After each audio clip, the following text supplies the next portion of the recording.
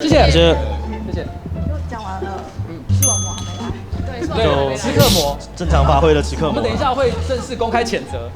好，那我们就在这边等他。哦，不用，赶快回家，赶快回家。谢谢。可以再等他一下下，没关系，要跟他联络一下。没关系，真的。我们不希望在刚刚创党就立刻产生路线之争啦。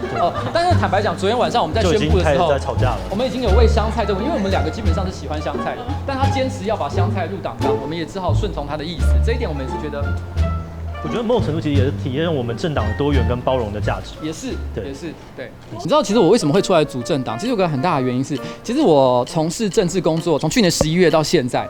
到目前为止呢，就我会发现有些人不喜欢我，其实无所谓，我觉得有人讨厌我是 OK 的，但是很多不喜欢我的人常常都会主动说啊，你是民进党的绿处走狗啊，也有人说我这个人是贴科的科粉，然后呢对我有各式各样的一些标签。其实我一直都很想跟这些人说，其实我们没有必要，不管你是从事什么样的工作，政治工作也好，还是你要提倡什么社会议题，其实你不需要依附在任何人的底下去做当他人的附随组织，你只要走自己的路，然后呢过自己的生活，然后觉得快乐，其实就是 OK 的。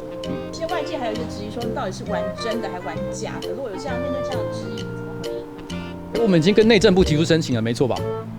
对啊，所以如果今天能说我们是玩假，大概只有内政部可以做这件事情，因为我们已经提出所有正式申请的文件，必要的程序我们也非常的清楚。那11月14号，按照台湾的这个目前就是关于相关的一些法规的规定，我们只要完成创党大会，一切流程如果在内政部的监督之下，也是就合乎程序了的话，那他就必须正式接受我们的受理。那至于后续他要不要让我们成立，其实是内政部的责任。那如果今天他不让我成立的话，那我也要问为什么不让我们成立？我想应该是没有这个可能性啊。旁边现在有多一位刮刮包的可能性。对，这个刮刮包也是挺不错的，因为老实讲，我们也不排除推出我们自己的人选啦。对啊。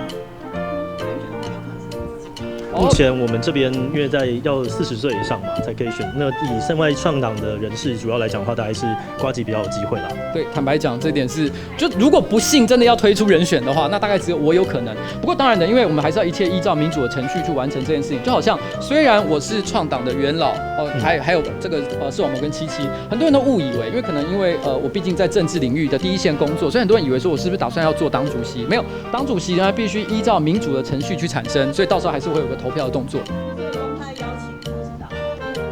是，其实我们可以看到柯市长，其实在过去，我觉得这1年，你可以看到他因为政治的关系，他常常过得不是很快乐，有时候会震怒、会暴怒。但是今天呢，我有看到有媒体主动去采访柯文哲市长，然后说，你觉得这个欢乐无法党阻挡啊？你觉得是一个什么样的事情？你可以看那个新闻画面，他马上笑得眉开眼笑，非常的快乐。所以我觉得这也说明了我们阻挡这件事情达成我们第一阶段的这个目标，我们有把欢乐散播出去，连柯市长都觉得快乐了。那如果他既然觉得快乐的话，那我也很希望他可以来加入我们这个欢乐无法党。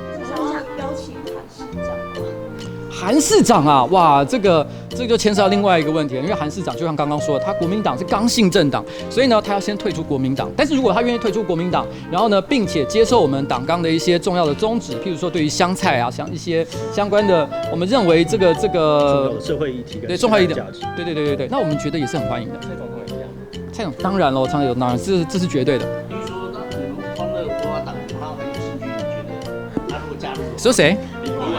他有一个魅力无法党吧？我觉得对，他有一个魅力无法党，但是他并没有正式去登记成立啦。那我觉得如果他今天有这个兴趣的话，我欢迎他私下跟我们联系，我们不排除跟任何人合作的可能性。可以请他就是如果开会的话，然后准备怎么不要香菜酒水是没什么问题。我想酒水算是他个人的强项，所以我觉得我可以请他提供一些专业上的建议。这个是我觉得是挺好的。